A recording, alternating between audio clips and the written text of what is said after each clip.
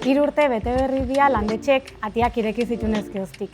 2023ko martxoan 10ean izan zen hori. Ordu ezkeoztik 500 bat ekitaldi eta 60.000 ikusle batu dira hemen bertan.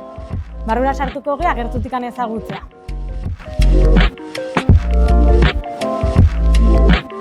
Garazik sarreran aipatu duen bezala, 500 emanaldi eta 60.000 ikusentzule izan ditu landetxek.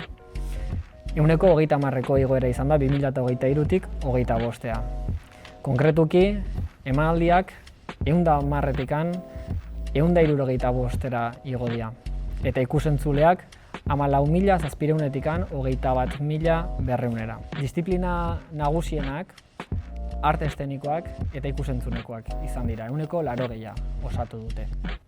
Xede taldeari dagokionez, laurdena haurrentzat, familientzat eta gaztetxoentzat izan dira. Ekitaldi gehienak herriko elkarte eta eragileek antolatu dituzte hasieran eta baita gaur egun ere. Datu hau interesgarria da eta harroeteko modukoa gure herriko dinamika nolakoa den adierazten dulako eta bizitza bat badagola argi ikusten dugulako. 3 urte hauetan ikuslezienak orain programatzaile, antolatzaile bihurtu dira, elkarlanak sortu dira eragile ezberdinen artean, eta lortu da jendeak bere agendan ostegunetako zinea edo igandetako antzerkia ere maiztasunez gordetzea.